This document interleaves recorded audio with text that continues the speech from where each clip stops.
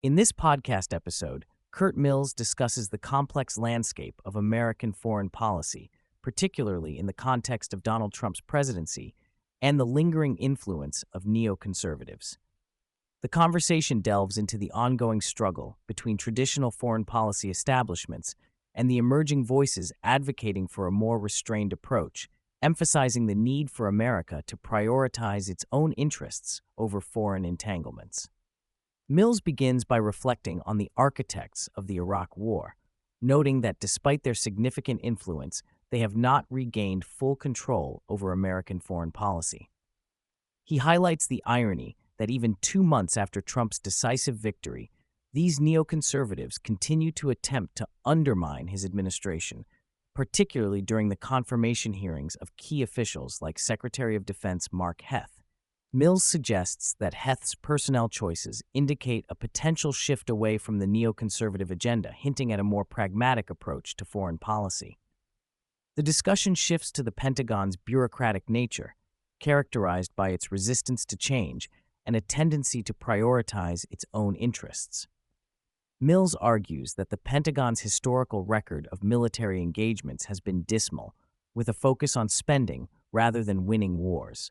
He posits that Heth's early personnel decisions signal a departure from the conventional wisdom that has dominated U.S. foreign policy for decades. Mills introduces key figures in Heth's team, such as Michael Domino and Daniel Caldwell, both of whom have military backgrounds and a desire to move away from the endless cycle of conflict. He emphasizes that these individuals are aligned with Trump's vision of reducing American military involvement abroad, a sentiment that resonates with a growing segment of the American public, particularly younger conservatives who are increasingly skeptical of foreign wars. The conversation also addresses the role of the media in shaping public perception of foreign policy.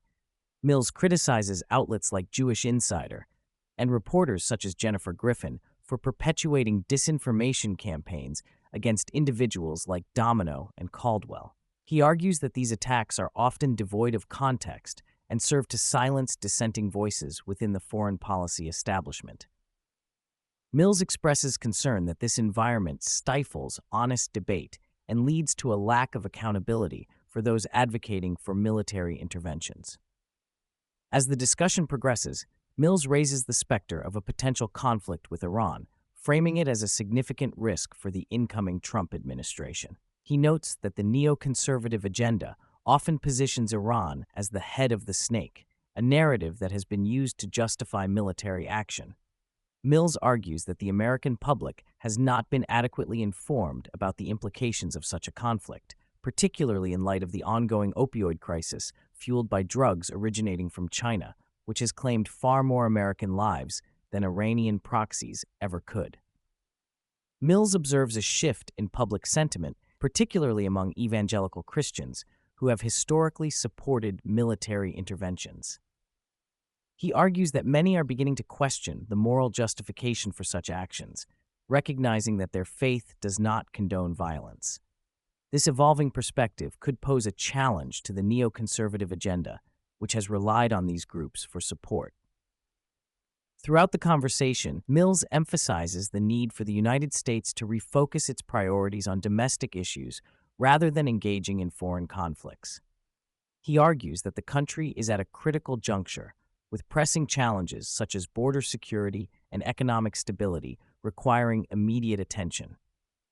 Mills contends that Trump has the opportunity to address these issues effectively, but only if he resists the pressure to engage in another war. Mills expresses optimism about the potential for the new administration to chart a different course in foreign policy. He believes that Trump can leverage his outsider status to challenge the entrenched interests that have dominated Washington for years. By surrounding himself with individuals who share his vision of a more restrained foreign policy, Trump could redefine America's role on the global stage.